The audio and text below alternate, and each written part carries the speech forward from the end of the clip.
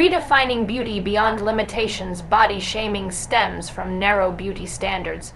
True beauty lies in diversity and authenticity. We grow up surrounded by mirrors that don't reflect who we really are. Every commercial, magazine, social post, it's all whispering. You need to look a certain way to be worthy, to be seen, to be loved. And when you don't fit that narrow mold, when your body doesn't align with what the world glorifies, you're told directly or silently that you don't belong. That is the poison of body shaming. But here's the truth. *** beauty was never meant to be confined. *** when I lost my legs, I thought I'd lost beauty. I thought I was broken, defective, but something extraordinary happened.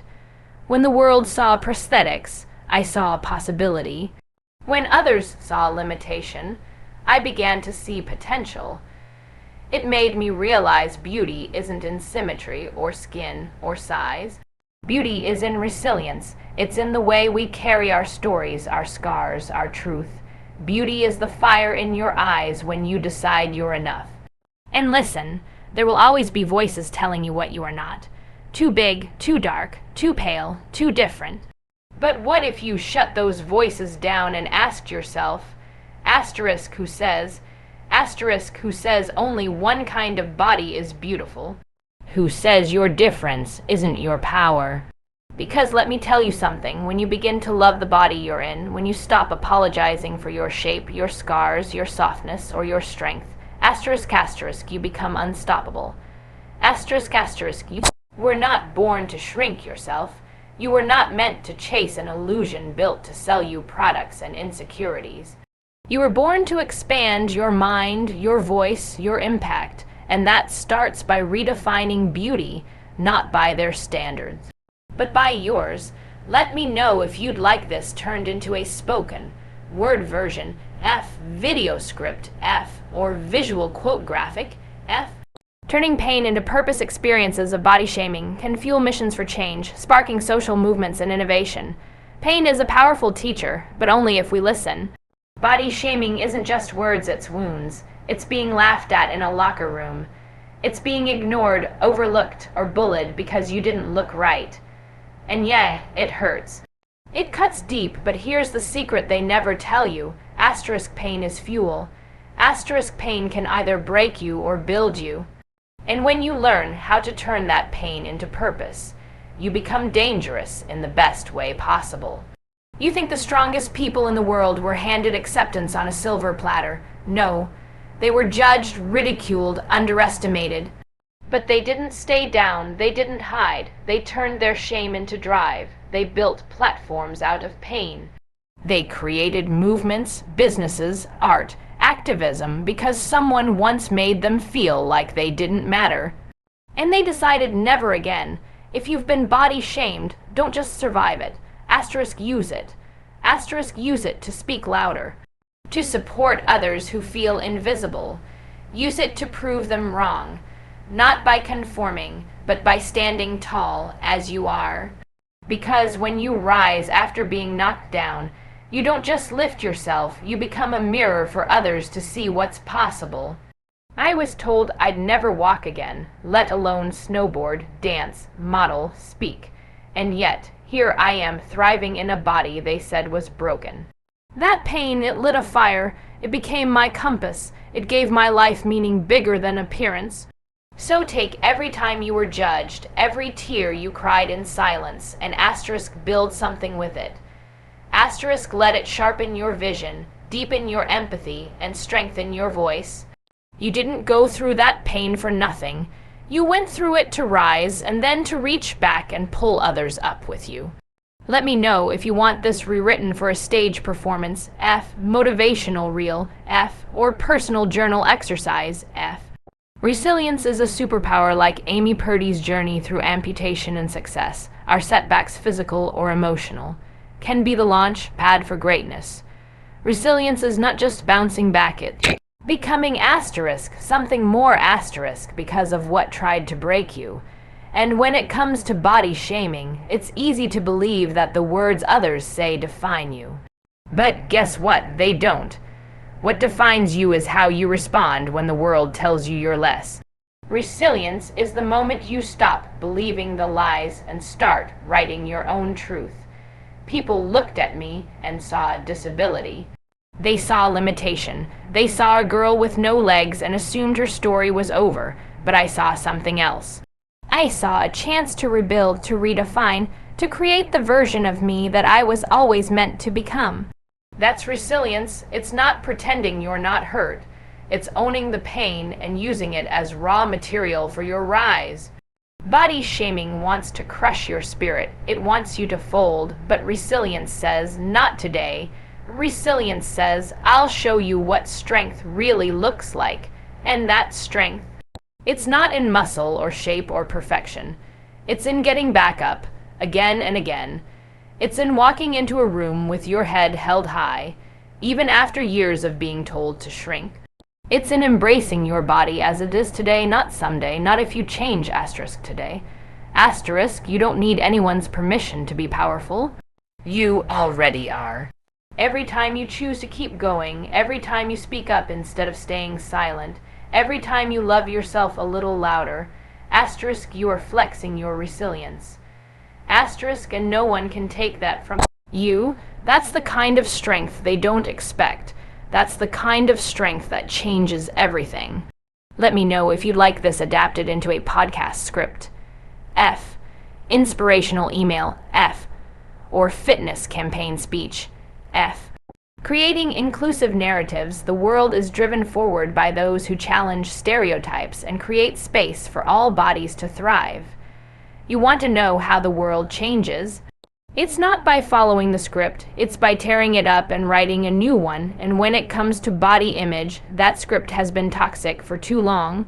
It tells us who gets to be seen, who gets to be praised, who gets to take up space, but guess what? The world is shifting. And it's people like asterisk you asterisk, people who have been body shamed, overlooked, underestimated, who are leading that shift. Creating inclusive narratives means refusing to accept a world where only certain bodies are celebrated. It means standing up and saying, there's not just one way to be beautiful. There's not just one way to be strong. There's not just one story worth telling. And when you do that, you make space. Not just for yourself, but for everyone else who's been told they don't belong. I remember being in spaces where I didn't see anyone who looked like me, where I had to fight to feel visible, and I decided asterisk no more. Asterisk, I wasn't going to wait for permission to exist fully. I was going to show up, speak up, take up space, and invite others to do the same. Because when one person dares to break the mold, others realize they can too. This is how worlds are driven forward. Not by staying silent, not by conforming, but by showing up in your skin, your story, your truth, and refusing to let shame write your future. You are not here to fit in. You're here to asterisk stand out asterisk, to build bridges, to expand the definition of what's possible. When you choose to embrace who you are exactly as you are, you create a ripple effect, one that makes room for the next voice, the next body, the next revolution. Let me know if you'd like this shaped for a panel discussion. F. Youth seminar. F. Or brand campaign pitch. F. The power of representation. When people see others like them succeed, it breaks down shame and builds courage. You want to break the cycle of body shaming. Start by showing the world what's possible. That's the power of representation. When someone sees a body like theirs on a stage, in a magazine, leading a business, walking with confidence, dancing without apology, they realize they're not alone. They realize they don't have to hide. They realize that asterisk they can too. Asterisk growing up, I didn't see anyone who looked like me. No prosthetic limbs, no scars, no stories that sounded like mine, and so I thought I didn't belong. I thought I was a mistake, but the first time I saw someone rise with a body that wasn't perfect, by society's standards, everything changed. That image gave me permission. It gave me breath, it said. Asterisk, you're allowed to dream too. Asterisk, that's the power of being seen. Representation doesn't just inspire. It shatters the lie that only certain bodies are worthy. And when you choose to show up in your truth, when you stop hiding your differences and start celebrating them, you give someone else that same freedom. You don't have to be famous. You don't need 1 million followers. You just need to show up. Be the person you once needed to see. Speak the words you once needed to hear. Because someone out there is waiting, begging, for a reason to believe they belong. And that reason could be you. The world doesn't need more perfection. It needs more real. More scars, more stretch marks, more diversity, more raw honesty. The kind that breaks down walls and says, yes, even you. That's how we dismantle shame. Not just with arguments, but with visibility. With courage, with example, your presence alone can shift what others think is possible. Let me know if you'd like this transformed into a campaign voiceover, F, student presentation, F, or personal blog post, F. From shame to empowerment through education, teaching self-acceptance, empathy, and critical thinking dismantles the culture that fuels body shaming. You want to fight body shaming at the root. Then we need to start with education, not just in schools, but in homes, on screens, in every single conversation that teaches people how to see themselves and others. Because body shaming isn't born, it's taught.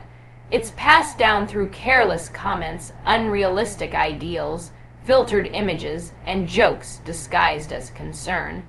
But just like it's taught, it can be unlearned. And that starts with truth. We need to teach kids that their worth is not tied to a number on a scale, a skin tone, a waistline, or a flawless photo.